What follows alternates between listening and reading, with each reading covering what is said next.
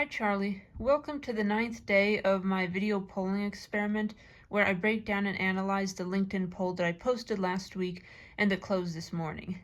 Today's poll concerns a topic that I talked about on this channel before, I think a few days ago, and that is the USA's massive federal national debt. So, today's question is similar but a little different from the previous one. It is, what do you think the USA will do with its massive debt?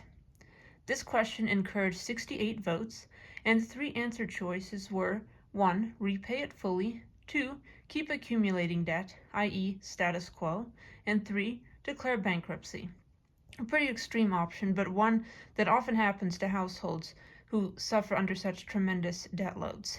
Now, I don't know if you're going to be surprised by this distribution. I mean, most people would probably revert to the status quo just because it's the path of least resistance both for people and for countries and governments overall, but the results of the poll were as follows. 7% believed that the USA will fully repay its debt. That's a very optimistic assumption. 90% believed that the USA would keep accumulating debt, i.e. maintain the status quo that we've been following for the past few decades, and 3% of them believed that the USA would declare bankruptcy. That was the most extreme option, not a very pleasant one to think about. You know, the USA's credit rating essentially tanking, diminishing our ability to issue bonds, to raise money, to engage in financial transactions with other countries and other organizations. So I suppose it's a positive thing to a certain extent that most people chose the status quo option to keep accumulating debt. Our debt ceiling keeps rising every year, and every time Congress is supposed to pass a spending package, they have to raise the debt ceiling to prevent themselves from, teetering too far over the edge.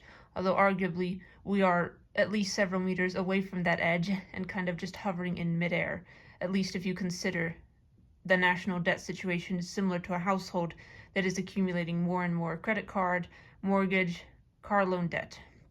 So a couple of statistics to kind of ground our understanding of the U.S. national debt. So far in 2025, the U.S. government has spent $7.2 trillion.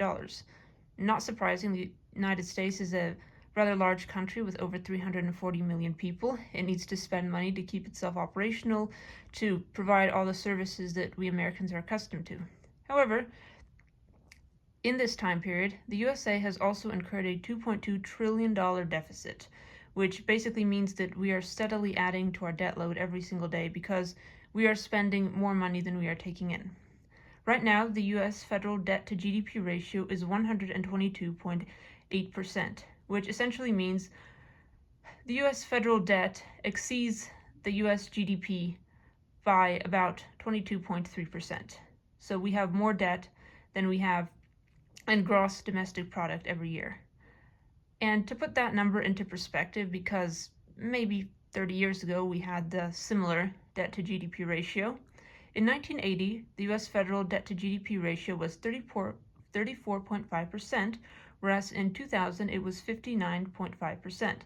So back in the quote-unquote good old days, at least according to certain factions, the U.S. federal debt was indeed less than the annual GDP. I don't know if that was good or bad, but that was just the reality of the way things were. Right now, the USA has a $1.2 trillion trade deficit, and to put the U.S. national, state, and local debt into perspective from the perspective of a regular U.S. citizen, we have calculated the amount of each type of debt per U.S. citizen.